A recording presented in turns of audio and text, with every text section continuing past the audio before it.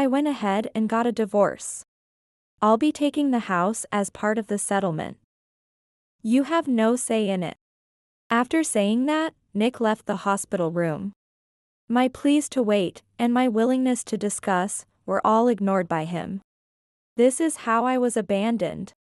Left alone, while dealing with cancer. Yet, somehow, the lingering frustration in my heart seemed to have dissipated. Perhaps, by this point, my love for Nick had already faded. Nick, who toyed with me and repeatedly acted selfishly, deserves divine retribution. Thinking so, I began to devise a scenario for revenge. My name is Michelle Brown, a housewife in her 50s.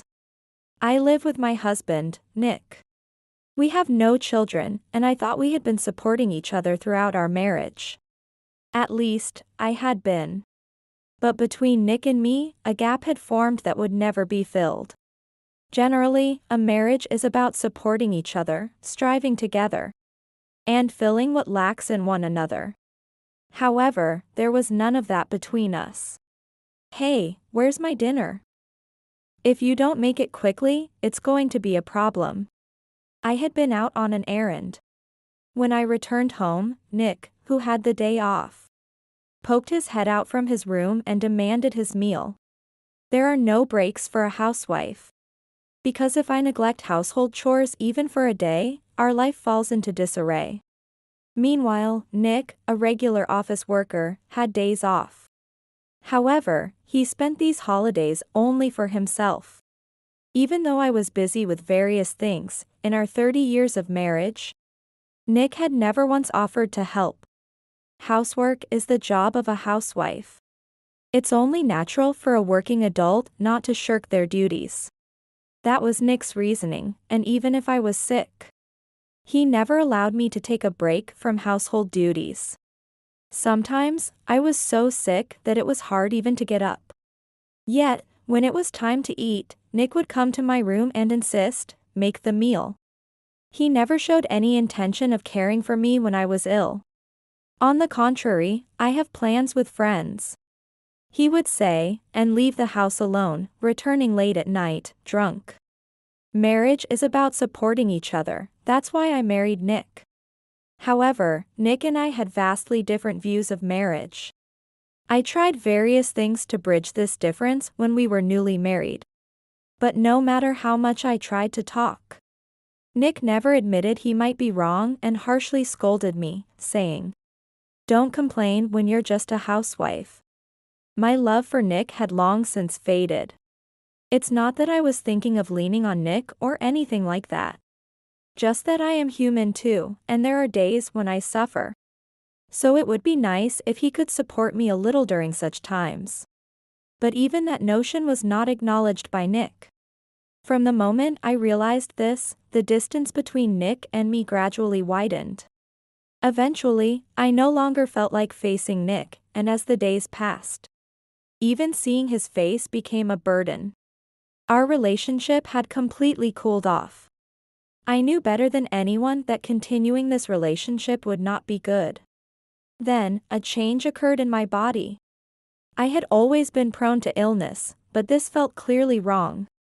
So I contacted my father at my home, and he took me to the hospital. There, I was diagnosed with cancer.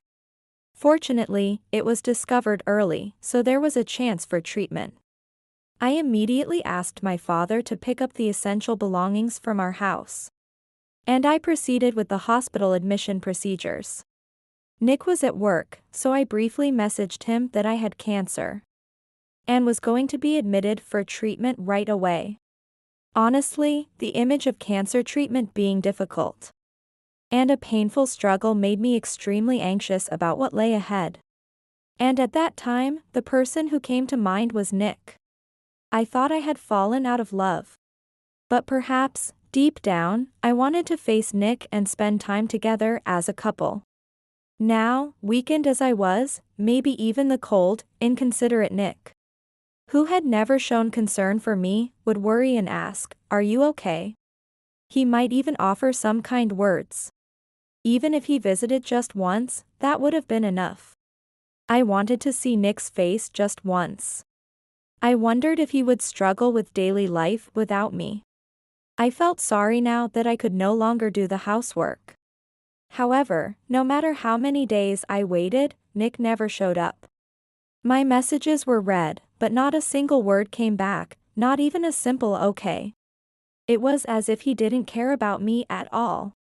Despite having cancer and being so weakened, Nick showed no signs of concern for me. This fact shook my head deeply, causing me unimaginable pain. I knew it was foolish of me to have expectations. But is it really so bad to want some concern from your husband when you are weak? Is it so unforgivable? I had no intention of being a burden to Nick. I just wanted him to worry about me, to care for me, even if just a little. Even this small selfishness was not allowed for me. I decided to stop expecting anything from Nick. Switching my thoughts, I fought against cancer desperately. As expected, the battle with the disease was agonizing. The medication surely broke down my body. And there were many nights when I was too ill to sleep at all. I often thought about stopping the treatment and just letting my deteriorating body meet its end. Every time, my parents' encouraging words, "You'll surely get better," forced me to muster my weakened will and keep going. One day, feeling ill, I was staring blankly at the ceiling in my hospital bed when the door to the room suddenly opened. My parents weren't scheduled to visit that day. So I wondered who it could be as I looked up, and there was Nick. Had he finally come to check on me, worried about how I was doing? Seeing my face, so emaciated and haggard, I worry if Nick might dislike me even more. Various thoughts raced through my mind, leaving me speechless. Meanwhile, Nick sits on a chair next to the bed, quietly observing me, and then laughs. "So this is what cancer does to you?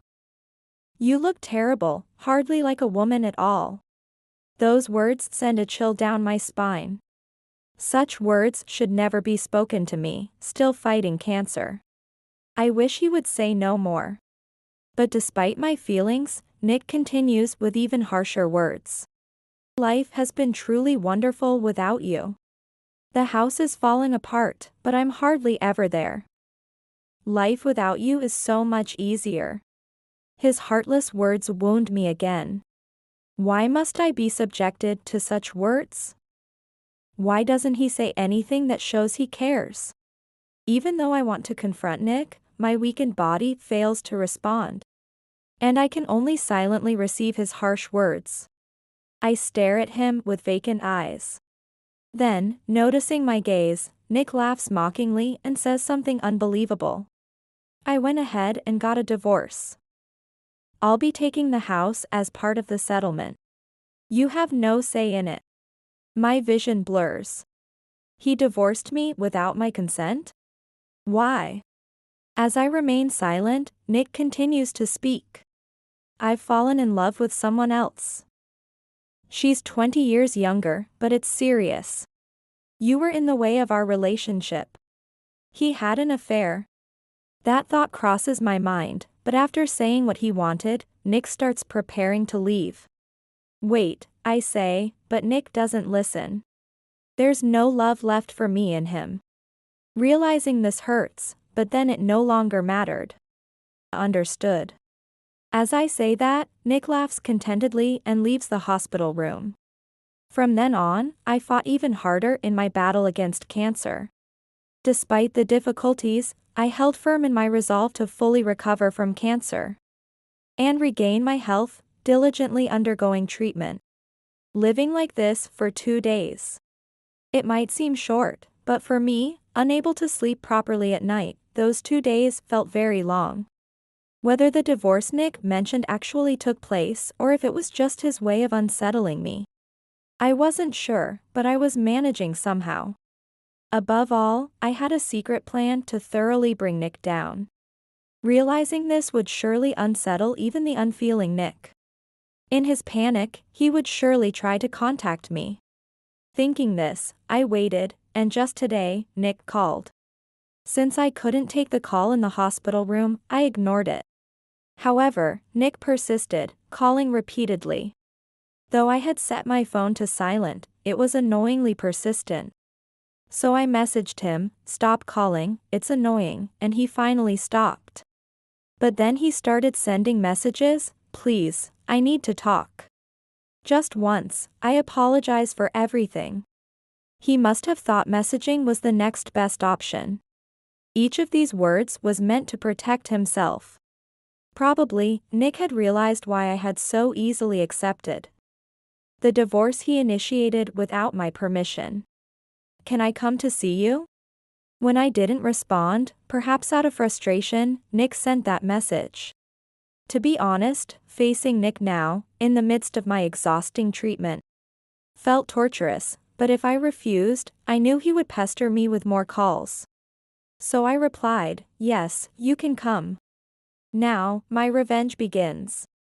Nick, who has mishandled our relationship for so long and divorced me without my consent, deserves a harsh punishment. As I eagerly await Nick's arrival, I am resolved to drag him through hell. "Hey! What is the meaning of this?" With that angry shout, Nick enters the hospital room. His tone is clearly desperate, showing he is mentally cornered. To an outsider, Nick's demeanor might seem overly anxious. But it's only natural for him to panic like this. After all, I was hiding a truly significant secret. "You never told me you had assets worth $10 million. If I knew about this money, I wouldn't have divorced you." Saying this, Nick places my bank account statement on the table. The document clearly shows a deposit of over $10 million. "Because you didn't ask. How could anyone guess that a mere housewife like you had such wealth? If I knew there was so much money, I wouldn't have divorced you. It's your fault for divorcing me without properly checking. Don't talk nonsense. And how did you even get this wealth?" Nick, who divorced me without my consent and now complains. "Why didn't you tell me?" "I wouldn't have divorced you if you had," shows his self-centered nature. I decide to reveal the truth to Nick. In fact, this $10 million came from investments I started as a hobby. It was my parents who suggested I try investing. Even though Nick's salary was sufficient for our lives as a couple, I still wanted to contribute to our finances. My father, knowledgeable in investing, taught me everything from scratch when I showed interest. Under my father's guidance, I started small, aiming to make even a slight profit, and continued investing. My first investment was about 5 years ago. Since then, I have significantly honed my skills, and now even my father says, "I didn't expect you to grow this much." I have managed to earn a considerable amount of money through investing. The $10 million recorded in the bank statement was the profit made over 5 years. I was actually planning to tell you when the time was right. But before I could, I got cancer, and you divorced me without listening. I never intended to take this secret to the grave. Once the cancer was cured and I could return to normal life, I plan to reveal this $10 million asset to Nick, to continue our life together as husband and wife, and share it with him. But before that time came, Nick divorced me on his own. It's absurd to give a share to someone who is no longer my spouse. And now that it has come to this $10 million will all be mine. Hearing my story, Nick's face turns red with anger, and he shouts, "If I had known you had this much money, I wouldn't have divorced you. It's your fault for not telling me right away and hiding it. Pay me compensation now. $10 million. Make amends for hiding things from your husband." Nick, either confused by the large sum or unable to accept that he cannot have the money, makes an outrageous demand. Since we are divorced, no matter how things might turn, there is absolutely no way I would give this $10 million to Nick. Yet Nick tries to claim the $10 million, which is just out of reach, suggesting something truly absurd. And I can't help but chuckle. Seeing me laugh, Nick yells, "What are you laughing at? Stop taking me for a fool. I've always hated your attitude. How dare a mere wife have such assets? Don't you think it's presumptuous? A wife's assets belong to her husband. So, give me those assets. What do you mean, a wife's assets belong to her husband? I never intended to keep this money a secret forever. You divorced me on your own before I could tell you. Don't give me that nonsense. It's all your fault for keeping secrets. Despite claiming I'm spouting nonsense, Nick turns red-faced and verbally attacks me whenever I speak. Honestly, as someone still recovering, Nick's shouting is a bit too much for me. Ringing painfully in my head. I knew well that trying to talk any further was pointless. Nick would surely not listen to anything I said and try to paint me as the villain. Realizing it was impossible to discuss anything with Nick made my decision quick. Enough already. You were the one who divorced me, weren't you? You filed for divorce without my consent, right? I always thought your attitude was terrible, but I didn't think it was this bad. When one reaches their limit, can they really harbor so much anger? What I felt in my heart wasn't the pain of cancer but anger towards Nick. Raising my voice would undoubtedly affect my body, but more than that, the anger towards Nick, who had blamed me with all the words he could think of while shamelessly sitting beside my bed, was overwhelming. What do you think I felt when I got cancer? I thought maybe Nick would worry about me a little, maybe he'd change his heart and care for me. But what did you do? You never showed up to visit me, and when you finally came, you said you had filed for divorce and would take the house. After all that, to come and blame me when you find out I have these assets, are you joking? I've said it before, but I never intended to keep it hidden forever. I was going to tell you when the time was right. You broke that chance yourself. I had never blamed Nick like this before. I always accepted Nick's selfish actions, and still, because we were married. Because I wanted to continue as husband and wife, I never really reprimanded or got my temper. Always trying my best for Nick. I could still try because I had love for Nick. I truly loved him. But now, I have no such feelings for Nick. All that's left is incredible anger and disbelief towards Nick, who only says selfish things. How does one become such a self-centered person? What kind of upbringing leads one to become so devoid of consideration for others? I'm speechless with astonishment, but ultimately, questioning it is pointless because a person who cheats and divorces without agreement can't be thinking properly. Please, she found out you have $10 million. And said she'd divorce me if I don't bring some of it back. If I don't get the $10 million, I'll be alone. Don't you still love me? Don't you want to help someone you love? It seems the woman he cheated with also knows I have $10 million in assets. Nick must have told her. Birds of a feather flock together, it seems. From what Nick says, his mistress is quite greedy about money as well. It feels almost like it's someone else's problem. So much so that Nick's circumstances no longer matter to me. And I can easily dismiss any suffering he may face in the future as irrelevant. I'm really begging you. I'll do anything. Please give me the $10 million. If not, I'll be in serious trouble. Please help me. Saying this, Nick kneels on the spot, asking. I had never seen Nick so desperate, and while his display seemed utterly ridiculous, it also brought a sense of disappointment and despair because he had never shown such concern for me. The more we talk, the colder my feelings towards Nick grow. I feel it's pointless to talk anymore. Continuing to deal with this rotten man will not lead to my happiness. I couldn't help but feel foolish for having suffered so much because of such a selfish man. And also for hoping that he might show up during my illness. Despite my feelings, Nick desperately pleads, please. I'm begging you. Help me.